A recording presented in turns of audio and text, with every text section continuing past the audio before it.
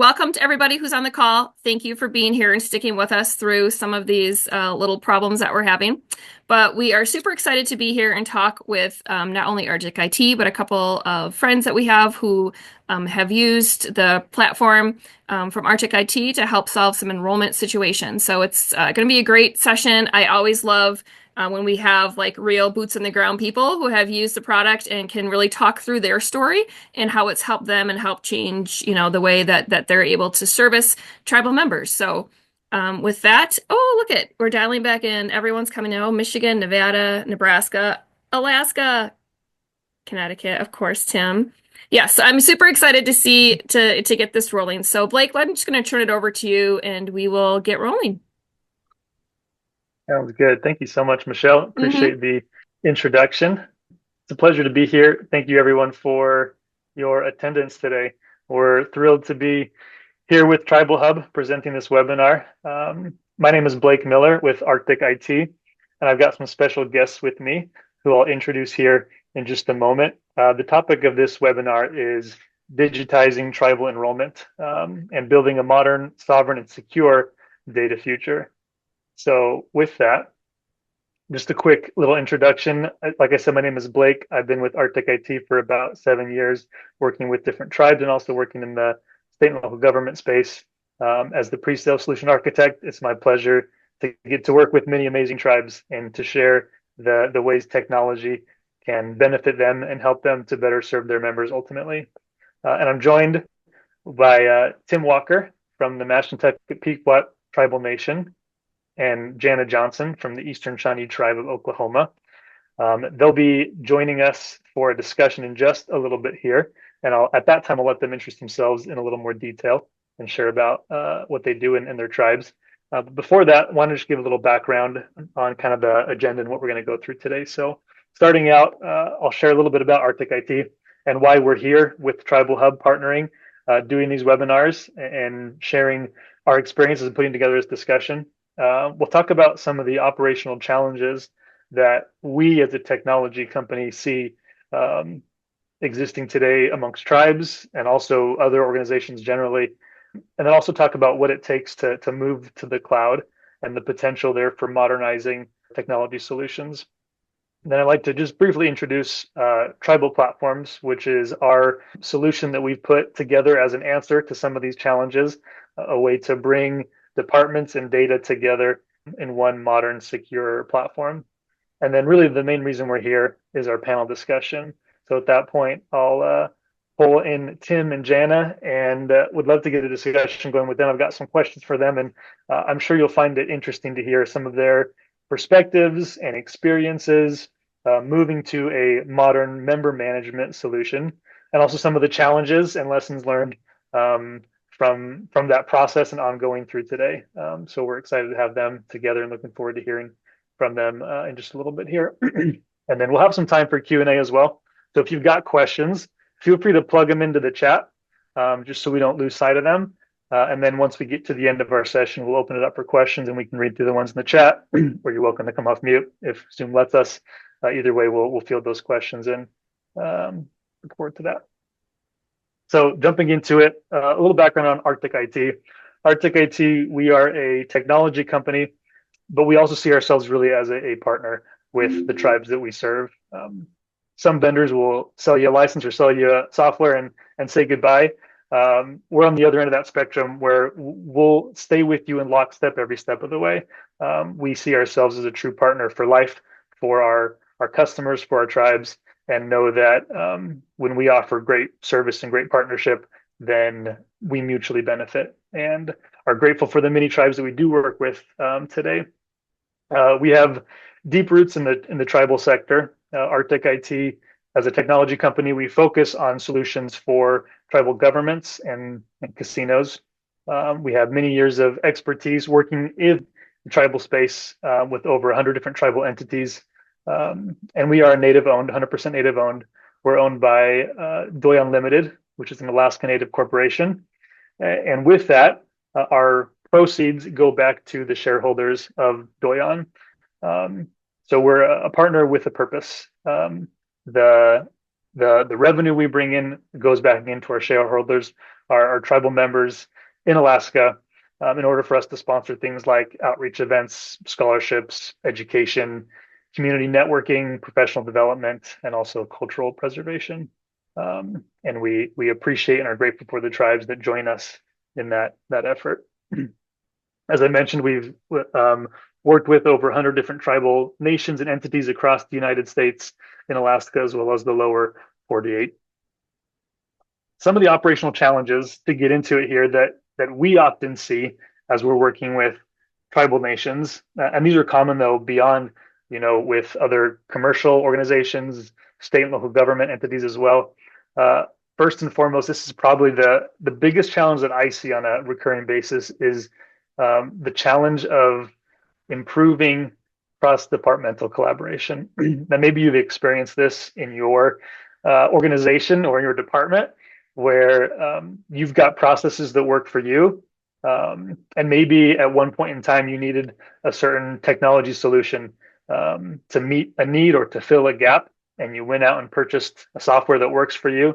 But then other departments within the tribe might have different needs, and at different times have gone out and also procured different software solutions. And the challenge there is, as we become more spread across different software, working with different vendors, managing different licenses and subscriptions, and potentially APIs and integrations and things, it's easy for us to get siloed because there's so many barriers and so much friction in the way of that cross-departmental collaboration that really becomes a challenge. Also just process-based, as we get more heads down into our own process, sometimes it's easy to stay in our bubble, stay in our silo, which causes challenges when we do need to share, when we need to remove some of those blockers to allow for collaboration between departments. Another big one that we see often is the need and the expectation for digital services. There was a time long ago where you could perfectly service your industry and your members with the technology at the time through paper and in-person visits. But with the landscape today, we recognize that a lot of that has changed. And now many individuals, tribal members, want and expect the ability to self-serve through a member portal, for example, or to be able to receive their information digitally, to apply for services digitally. Now, there will still always be individuals who prefer to come into the office or send a paper letter or a paper check, and we still want to accommodate and account for those individuals. But more now than ever, there is a need and an expectation for digital services. Process automation is something that comes into play in almost every facet of tribal government and business operations today. And what we discover continually is that through implementing process automation, we're able to fill a lot of these gaps. I can't tell you how many times I've met with a tribe or organization that says we just don't have enough staff, we just don't have enough people, and if I could hire more people, then we could solve all these problems. And sometimes that is true, but often those gaps can be filled or supplemented by technology. The purpose of process automation is not to replace good people, but it's to supplement those good people. It's to take away some of the tedium and the repetitive menial tasks that they get stuck doing because there's no one else to do it, and open them up to more creative activities so they can use their talents and their skills at their best and highest case. Process automation allows us to cover that tedious area of work and empower our people to be creative and to do good work. And then finally, data sovereignty. As a tribal nation, this is something that's incredibly important, is ensuring that your data is your own. And there have been concerns in the past with putting your data on the cloud or hosting it, because then where does it live? Who owns it? Who can access it, right? You open yourselves potentially to other avenues of entry. But if you keep your data in-house on-premise, there's also challenges and risks there, right?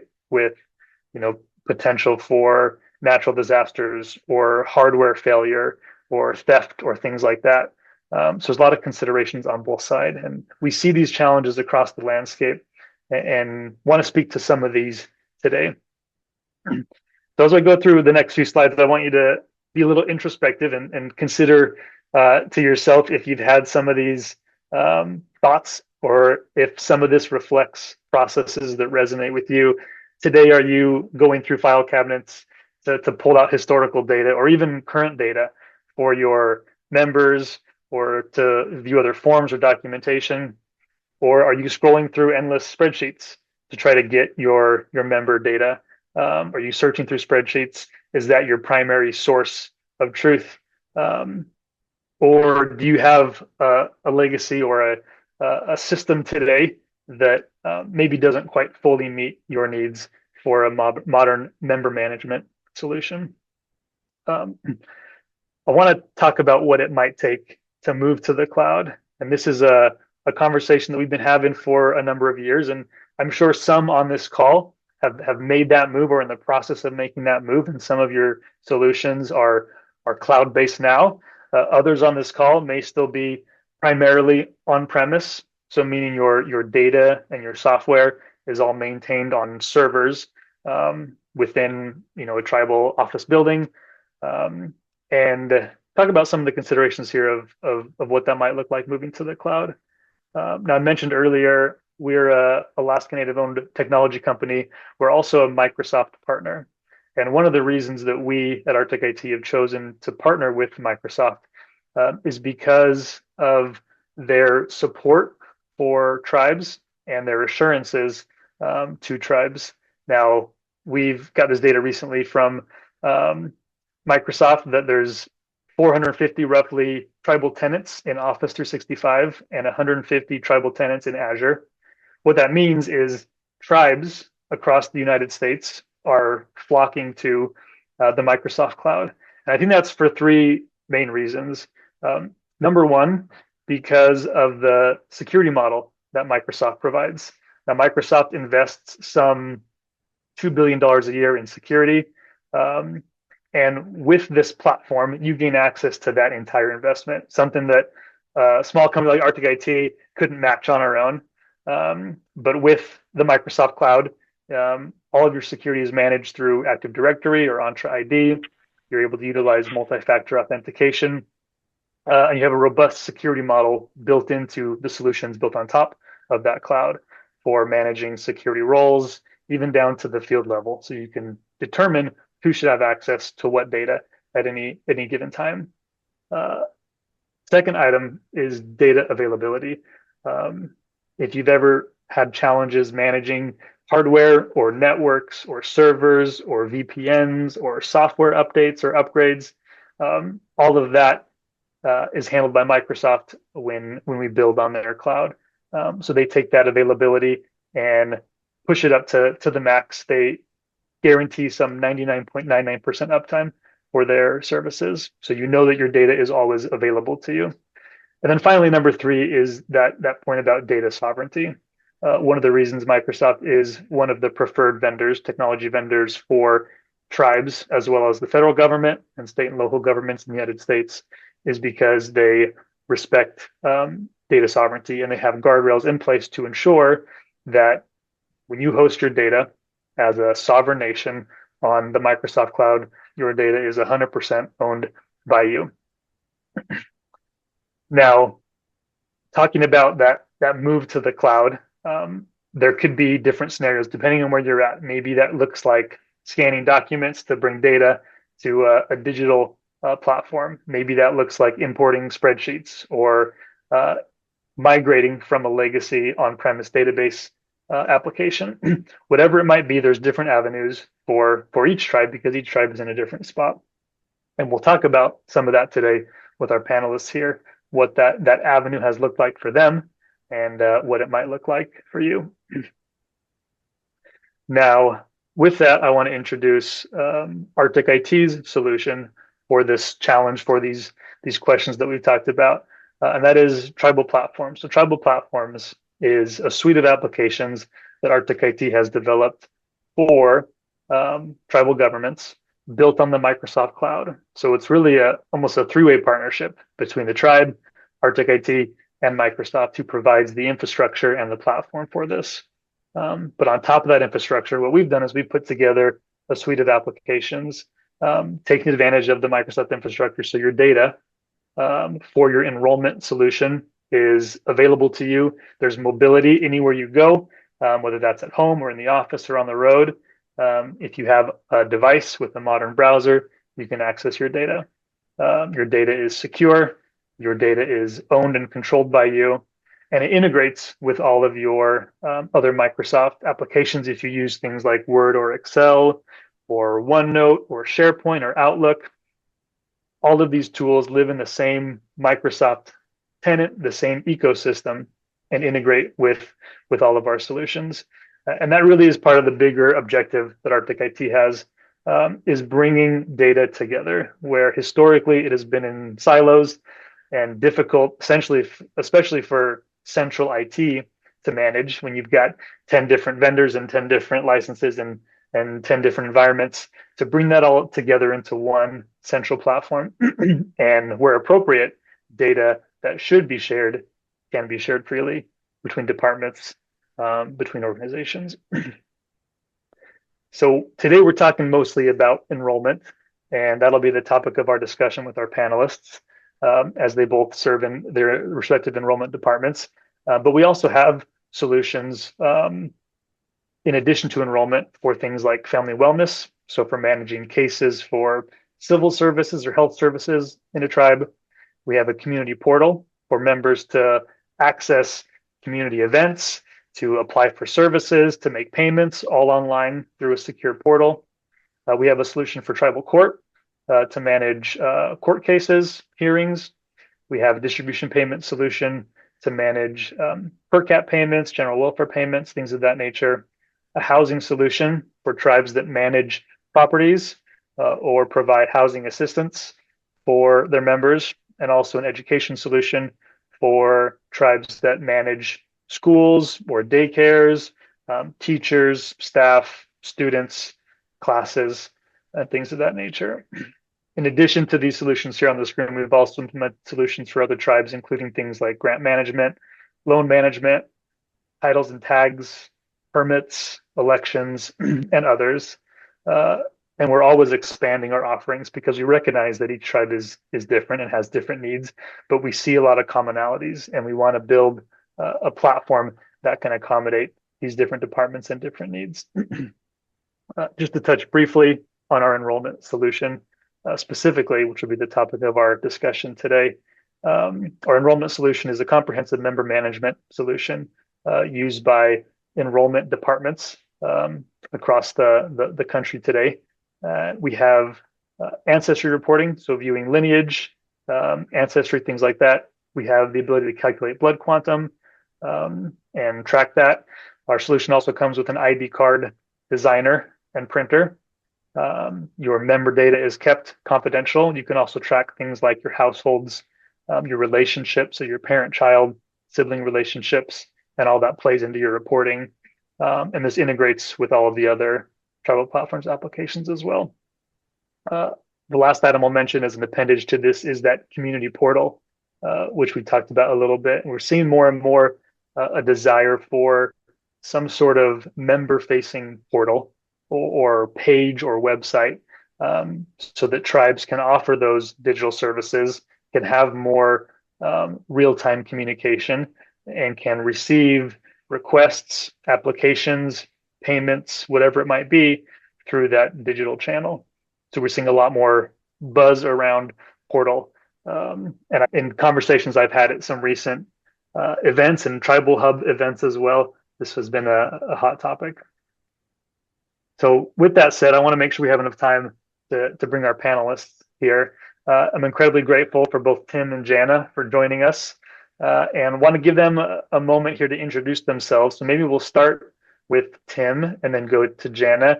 And if you wouldn't mind, Tim and Jana, just take a minute and introduce yourself. Tell us a little bit about you, what you do, and a little bit about your tribe, if you wouldn't mind as well. We'd appreciate it. Sure. Tim. So, we Ikisuk. Good afternoon. We are Located in southeastern Connecticut. Mashantucket runs the Foxwoods Resort Casino, and we're known as the Fox People. I am the IT manager that's in charge of all the government departments. So our public safety, healthcare, enrollment, the tribal council, pretty much everything. It's 90 departments that me and my two underlings oversee. And then the casino has its own IT group that maintains it. I've been in this position for 15 years now, and I've been very happy with the rollout of Arctic IT's solution. It's been helping us kind of shrink our stack and bring different departments together. So, Well, thank you, Tim. Okay, I'm Jana Johnson. I'm the Director of Health and Social Services for the Eastern Shawnee Tribe. We're located in Northeast Oklahoma. We're actually one of 3 Shawnee tribes in Oklahoma. Tim has a longer background than I do. I'm new to this department. I've been here 2 years. And when I started, Arctic was, a conversation and in the process of being built to meet our needs. So I've grown with it and learned a lot. We're unique in the fact that within my department, we have vital statistics, a benefit reimbursement program, and tribal tags. And across the hall, we have education, social services, specialized services, CCDF, and ICW, and they are all now working to develop programs within Arctic. And then I also work with the elections board, and we utilize the program for that as well. We're kind of multifaceted when it comes to this, and we've started utilizing and working on developing the portal, and it has kind of blossomed into a need for centralized information within our tribe. It's been a very wonderful process and a very good learning process for us, and especially me. So I'm grateful. It's a great program. Excellent. Thank you so much, Tim and Jana. It's great to have different perspectives too. With Tim and Jana coming from different tribes to different sizes. As Tim mentioned, comes from an IT background. Jana comes from education and has done a lot of other things. So it's neat to get different perspectives. One of the things that I love about attending events and also these webinars is you get to learn from others that have different backgrounds, different experiences, different perspectives. One of the neat things too for me has been learning about how different tribes do enrollment and what that looks like in different tribes. So I'd love to hear from maybe Jana first and then Tim about what enrolling new members looks like in your tribe today. Do you have people applying for membership in the tribe? What does that look like today for each of you? For us, we do. We actually are getting quite a few. I would say we have 4 or 5 every week, and our tribal members are realizing the value and the importance of continuing that lineage culturally and traditionally. So we have a lot of young people coming in, new babies. We have several that have started coming back to the tribe and enrolling. The difference for us, I would say the big thing that I notice is we are lineal and we cannot have a gap in lineage of enrollment. We're based off our 38 roll, and hypothetically, if your parent did not enroll and they've deceased, then you cannot enroll in the tribe. So you have to have continuation of lineal enrollment. And that's been very interesting when you research and get everybody ready for enrollment. I will say the one thing that I have learned through this, the person that I took their position, she was here 33 years. She started this department. She made many changes, and then now we're pushed, and I use that politely, pushed to becoming more technological in what we do in this department. And it's opened up the door to allow us to see the importance of data, tracking, building family relationships, building family trees. And all of that has to be done with our enrollment. So it really gives us accessibility to a lot. What about for you, Tim? What does enrollment look like in your tribe today? I know you've told me some interesting things about how your tribe has grown in years past. We've grown exponentially, partially because of the success of the casino. And that draw of money brings everybody out of the woodwork. We get a lot of applications on a weekly basis. Most of them are invalid, but it's a lot of people trying to throw the dice to see if they can get in. We also follow a direct lineal descent. You have to trace back to two censuses and our 1996 rolls. We actually reset to a new base roll in 96. So if you can trace your descent back to there, something Jana mentioned that we've been somewhat struggling with is we've had a couple of our younger tribal members pass away before they were able to get their families enrolled. And we haven't restricted it to the direction that Jen was mentioning that Shawnee has, but we've had to look at options like DNA as a verifier to be able to make that gap fit. And that's been a bit of a political hot potato because some of our tribal members want the DNA testing, some of them don't. So it's an interesting struggle that we've been fighting with for the last 10 years now, to try to figure out how to use modern technology to verify the words of the Constitution as to who is actually a member. So that's interesting. As you mentioned, the demographics. We had, I believe it was 183 adult members at our recognition in 83. We are now over 1,200. So we've had a huge baby boom. We've got another 300 that we're expecting in the next 1 or 2 years. So it's been growing extremely fast. So fascinating. And you both alluded to technology in your comments and how, because the technological landscape, you're making changes or seeing the need to make changes. So I'd love to hear from each of you, maybe starting with Tim. Uh, Ultimately, what led you to decide to move to a modern member management tool, or if it was your predecessor, what led them or the tribe to kind of make that jump at the end of the day? So for us, we were relying on a very old, outdated access database to keep the member roll. We far exceeded its maximum record limit, which surprisingly it let us keep doing. But that was a ticking time bomb for us. We knew it was going to blow up at some point. Finding somebody who actually understands how access works these days is getting really difficult to do. So we were hunting for a reliable service. Our clerk handles all of the authentication for our membership. So everything from our retail systems that want to give a percentage discount to our members when they swipe their cards, all that ended up hitting the clerk. And it was a lot of struggles that they're running through with the untechnical systems they were using for tracking everybody. So that was the big impetus. We wanted to make sure that we had a central database that identified who was a legitimate member. That now ties into those rewards and discount systems throughout the tribe, and as well as all of our other departments that we're now looking at running modules for education, finance, etc. Having that central database of who is eligible for the services has been a real big help for us. Definitely, yeah. What about for you, Jana? I know you said your predecessor was the one that kind of kicked off the project initially, but for the tribe, what was the impetus to move?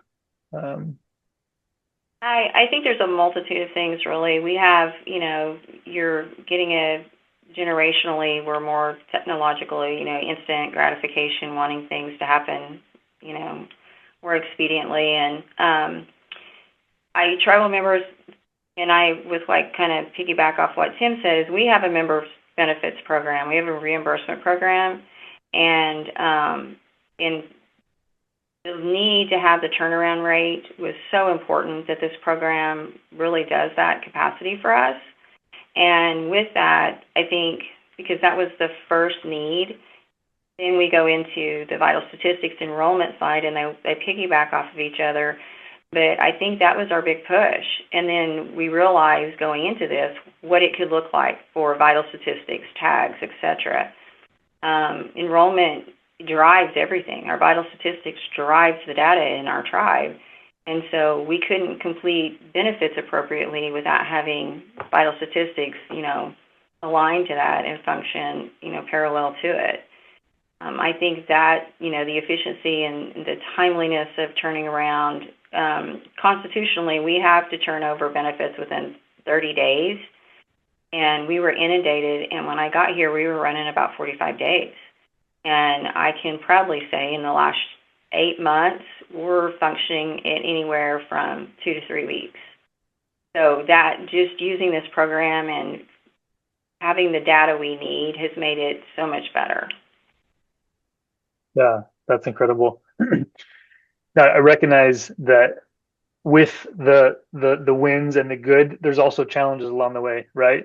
Anyone that tells you that upgrading software or migrating to a new software solution is fast and easy and quick and everyone's going to adopt it and love it right away is probably not telling you the whole story. So I'd love to hear from each of you, maybe starting with Jana.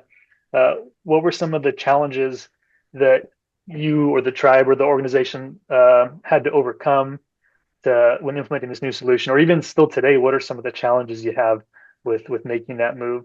I think the biggest thing for us was our data, our tribal membership information. We went from everything to being on paper to a spreadsheet, and we had a program. We went to a different program, and it was not updated.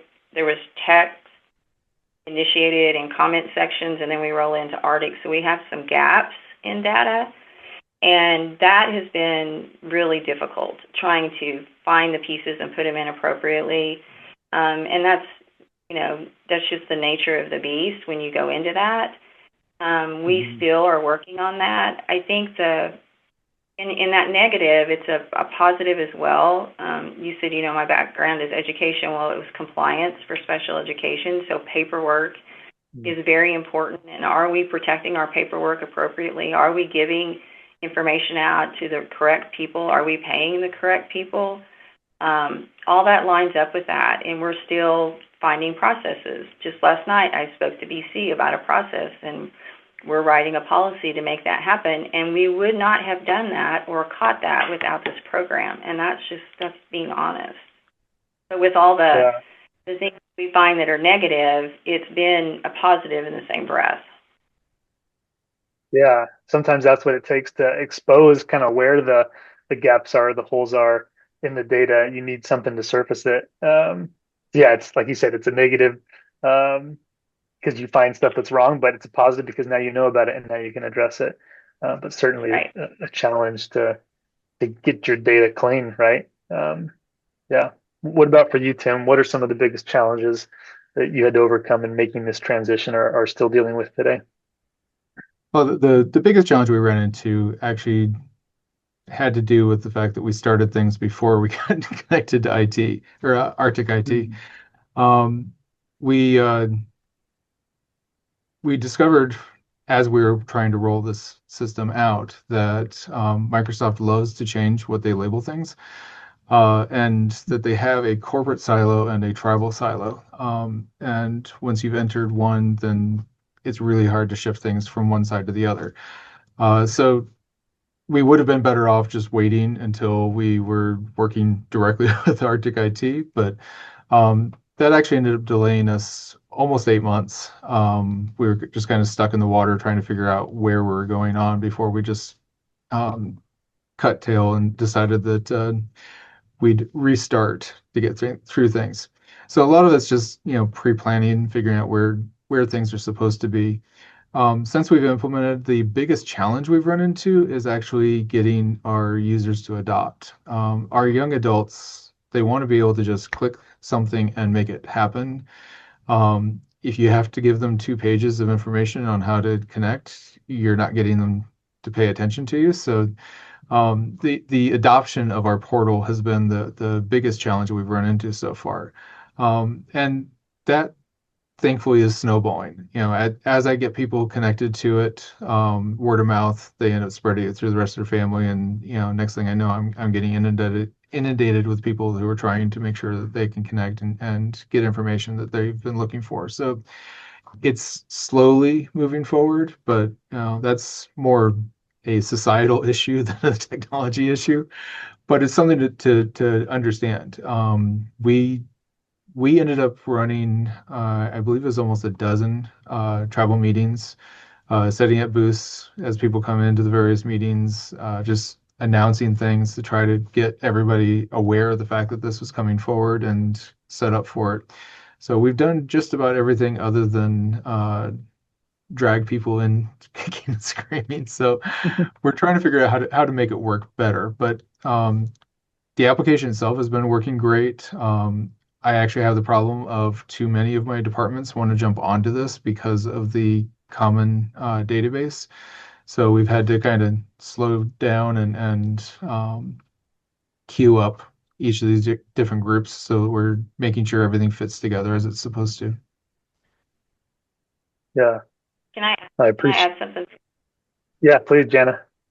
So with utilizing this portal, everything that Tim says is kind of what we've gone through as well, having people sign up. What does that look like? And, any kind of word of advice I could give is make sure your tribal members know what they need to get onto the portal. I cannot tell you how many tribal members have signed up and never used their tribal ID, which, there's all kinds of things that go awry with that happening. And I think it's just setting it up and informing them to this is what you need, this is why you need it. We actually have had BC attach the agenda to the portal now and, our monthly budgeting report. Portal, and after I've had 2 meetings in the last 2 days, is going to be the hub of information for us as a tribe. So I think that the main thing, in hindsight, if I would have been involved up front, would have been making sure your tribal member data is correct. You have current emails, you have current phone numbers, current addresses, because they have to log in with an email. And if it's not what we have on file, I don't think they should be able to move forward. They need to update with us because vital statistics holds the data for everyone. It's the base. So we have to figure out a way to make that happen. So my best advice is make sure you work really hard to get everybody on board with updating. We've kind of faltered. Now we're doing a lot of direct deposits. And I think because they're getting their reimbursement check, it doesn't really matter if we have an address or it doesn't really matter if we have the correct email. And so we're going to have to make some changes to help with that. That's been a hindrance for us. Yeah. But it's not, you can fix it. It's just a matter of getting everybody on board. This is what they need to move forward to access this information. Yeah, definitely. And we've heard some creative ideas in chatting with Jana and Tim and also other tribes about how they've gotten people adopting the new solutions, whether that's giveaways or tying certain, benefits to ensuring data accuracy. So members are incentivized, right, to update their email address or their address when they move or their phone number or connect to the portal to opt in for, whatever it might be. So we've seen a lot of creativity and that helps. And Tim makes a great point that it's sometimes the technology seems like you got the right technology, but there's things around it, right? The human element that we still need to account for too, which is it can feel separate, but there's so much overlap and it's closely related to the success of our technology, that adoption piece. So appreciate that perspective as well. Since we talked about this a little bit, but since transitioning to tribal platforms, what impact has this made on your enrollment department's day-to-day operations? Maybe let's start with Jana. What you mentioned some of this with the more real-time data, but what are some of the impacts you've seen, positive benefits of this solution for your enrollment's day-to-day activities? I think that our enrollment process is more fluid. It's much faster. We're getting, we send our stuff to BC every 2 weeks, and we are having a quicker turnaround. We're getting the enrollment, process much faster. and then just the actual processing, enrolling them into the system, printing their tribal ID. They leave our office with their original birth certificate, a letter from chief, and their tribal ID, and we could just send that as a packet, where before it was kind of back and forth and we had to stop, and it just makes it so much more fluid, and the research capacities are there. Yes, we have to do some data, migration, and we're going to have to do some things manually to be able to do it better, but it just has increased it. I will say it is also, and I think, and I mentioned this when we talked before, and I had heard Tim speak before, when I was in Arizona and listened to the other tribes that were there, it definitely makes you look at, are we collecting data appropriately for enrollment? And we're going to have to revamp our application because of the capabilities that Arctic has to store data. We really need to be more,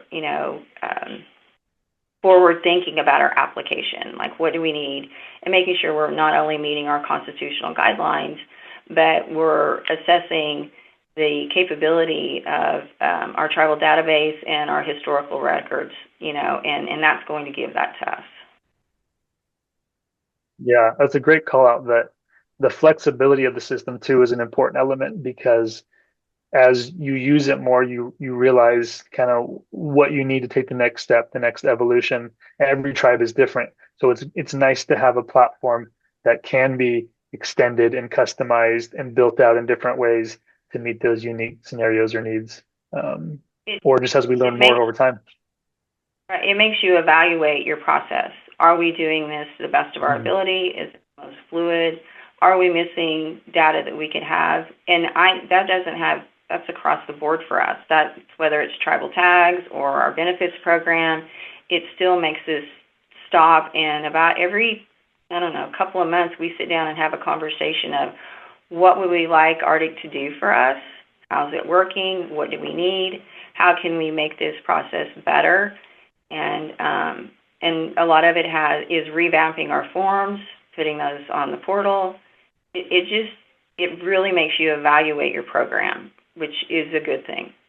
You don't get stagnant. You don't have the capacity to get stagnant. Yeah, I love that, and I can speak from the partner standpoint. It's so nice to have people like Jana and Tim that are invested in the success of the technology and that want to improve it. Those are the people that really make great strides in advancing their organizations. So I love that.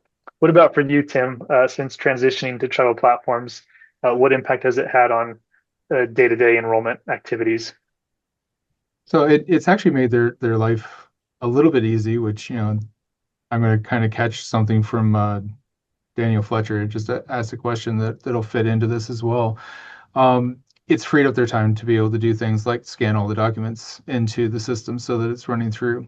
So we were able to convert our 3 databases that the clerk had put together into Arctic IT, and it took a little bit of work to make sure that all the records were correct, and we were tying the correct information to the correct people.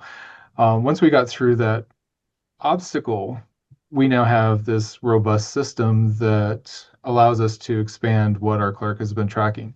The clerk was tracking mostly just the information necessary for the tribal council to be able to send mailings out to members. So there were some information about birth, death dates, marriages, connections, but our old system didn't track those connections properly. So it might list that I have a wife and hopefully that, her name and her information, but she didn't have her own record in the old system. So it didn't tie everybody together on a genealogical basis, which is one of the requirements that we have for filing your application to become a member. Is you actually have to fill out your full genealogy chart to show how you trace back to one of the original lines.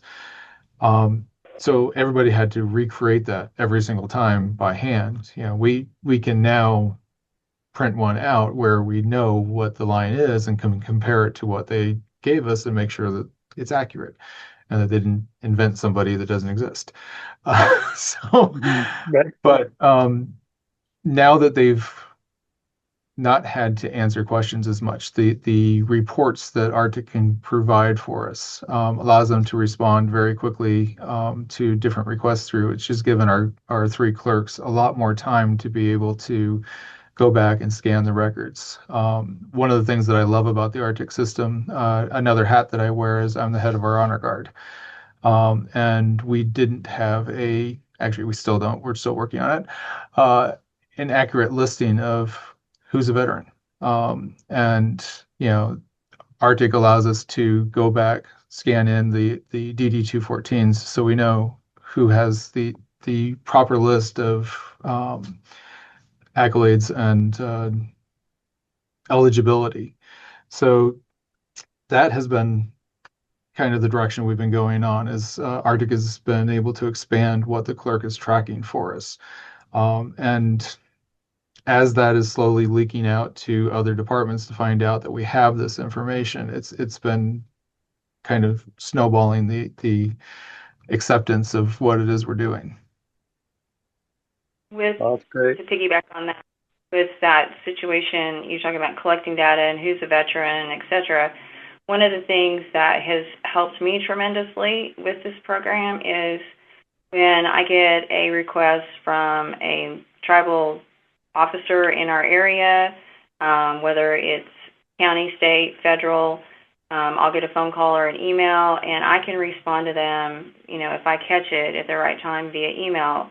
They'll have an answer quickly, very quickly. Where in the past we'd have to stop, we'd have to go look, we'd have to pull a file, we'd have to check family, and this just makes it, especially if I get the email immediately, I can turn around and just stop what I'm doing, go look it up, and turn around and respond to them, whether that person is a tribal member or not. And they've been very appreciative of that. They've commented through phone calls that, the turnaround for that has helped them. We do the same thing with ICW. I'll get a request, whether a child is a tribal member or not, that it has a court case, et cetera, and it allows me to look at the family tree to see if they're eligible or if they're historically an Eastern Shawnee and just not enrolled, and write a letter, turn around, and get it back to the court system very quickly. So those are some things that are very impactful that you really don't think about, outside of the enrollment component. And collecting data for us as far as grants, et cetera, the capacity of doing this and building reports is just wonderful. And we're trying to start collecting data with education, is what tribal members have received what degrees, and what does that look like? And if they've used our education program, what did they go on and do with that? So there's just a plethora of things that you can develop into a program. It just depends on what you need, because it has that capacity. Yeah, having the data at your fingertips and not hidden away in some filing cabinet or on some spreadsheet or someone's computer is a great asset.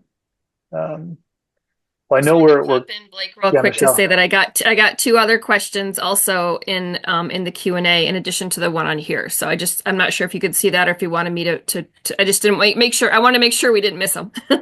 Yeah, no, I appreciate that. I had just maybe before we jump to the Q&A, anything else from Tim or Jana that you'd like to share as far as advice or lessons learned from this process as your tribe is still in the the works moving to modernize your solutions? Any advice or lessons learned you'd like to share that we haven't talked about yet? I think Jana mentioned it earlier. As you're looking at this, you need to organize. Know what your data is, know what you need your data to be. Start assembling it together, because that's the first thing Arctic's going to ask you when they get online is, okay, what forms do you use? What information do you need? Or any vendor, right? Any vendor. Yeah. But yeah. that was one of the biggest things that I run into, is trying to make sure that the data is actually together and finding out what is actually being used. As I mentioned, I manage 90 departments, and there's 56 applications that I'm aware of that we're using. But on a daily basis, I may find, other ones that somebody's rolled up on their own and started using. So you never know what it is that you're running into for your departments. So that's the biggest thing for me, is making sure you got the right data, and that's been our biggest draw for it, is that centralized database. That was great advice. Yeah. For me, I guess probably because I wasn't involved in the front side of it coming in, it took me a little bit, like I said, to get my feet under me to really look at what we needed. And I think we've all kind of said the same thing, is knowing what you want, knowing how you're going to utilize it, or at least have an idea of where you want to start and what that looks like. But also be willing to be flexible within the program, because for me, like I said before, when we visited, what we looked at as family number and what we looked at as, relationships and households, they were used differently before. So we were struggling with that communication component. Family number is very important, and we have to have that. But what we had to learn is to separate that household is strictly a data collector for information. It has nothing to do with your family number. It has nothing to do with your relationship or your family tree. For us, household is how we collect data for grants, how we pay our benefits, who lives with whom. And so those were some transitions that were hard. So I think communicating the verbiage of your program, in the beginning, and then being able to have those conversations of, I don't think I understand, why the program is set up this way. Don't be afraid to ask. I mean, Blake will tell you, I ask lots of questions because I didn't understand why it was set up that way. And they were very willing to make tweets and explain. And so I would say ask the question, be prepared and ask the question. And don't be afraid to say, this isn't working. This isn't how we need this to work. Or, this is repetitive. Don't be afraid. Ask the questions, and get out there. But data, if I had my choice, looking back, I would have set up, and we only did the enrollment vital stats side first, before we did anything else. That way our data is correct, everything's there. So when we moved on to the other things, they wouldn't have been missing data as well. Phone numbers, family members, etc. So that would have been, wave the wand, and that would have been something I would have wished for. But we're fixing it. We're doing well. So. Yeah. No, thank you. That's fantastic advice. And I'll add to that, if you feel like you're not ready yet, we'd still love to have a conversation with you. There's a lot of great partners out there, and Arctic IT would be more than happy to engage if you have any questions, or want to get the ball rolling, or just want to throw ideas around about what it might take to get to the next step in your own member management solution modernization. We did have one little poll we wanted to gauge the room, so I don't know if Michelle, you could throw that up, and then we can jump to those other questions. Yeah, I'll put that up right now. So one of the questions that was asked was, how does your system verify if an applicant is already a member of another tribe? We do it by picking up the phone and sending a letter. It does not, they don't talk cross-tribal. And we'll get letters from other tribal members asking if they're a member, and we allow dual enrollment. Some tribes don't. In our area, we pretty well know who doesn't. But the thing is, with having dual enrollment, and this is another thing that would be nice if you could access, as well as that they are dual enrolled, because they cannot use benefits out of both tribes. So it's still back to old school. To pick up the phone and make a phone call or send a letter. Another question is the data displayed on an internal SharePoint site? We do not. I mean, the vital statistic component of it is names, addresses, etc. But on my end, I will only allow certain people to have view access only. They don't have access to specific things. So there's a good controlling mechanism there. Just like ICW, they have information that I can't see. So confidentiality and security works well. Yeah. And I can share too. Oh, go ahead, Tim. One of the things I like about the system is the security on it. So, I'm an IT manager, so I don't have any ability to actually be able to see the record information unless I log into the portal, and then I can see my own record because I'm a member. I love that functionality because it's one of our closest, most important bits of information. So the fact that the security will lock us down to where we have to grant somebody the permission to be able to see information is one of the things I love about the system. So Yeah, you have a lot of control over that. Just to make a comment, you can add other tribal affiliations too in the solution if you desire. You can track that. If you don't, then that's fine as well. But there are places to enter information about other tribal affiliations if they're a member of multiple tribes. And the data primarily is stored in a relational database, but you can also store documents and data in SharePoint as well. But your data doesn't have to live in SharePoint. And by default, it lives in a relational database. I saw one more question in the chat about, can the system make and issue real secure IDs? The solution that we provide does not do real IDs. It does more generic tribal IDs, but we work with other organizations that implement that. So we have done integrations with third parties that can secure those so that your data can be passed directly through a secure channel to that third party that can issue and print those real IDs. So interconnected, yes. Well, we have come up on our time. We're 1 minute over. So thanks for everybody for sticking with us. Blake, Jana, Tim, thank you so much for sharing this information. It was very informative, and I love when we can do these fireside chats and people can really get to know boots on the ground, who's using this, and what are you using it for, and ask those questions. So thank you so much to you guys for being here today.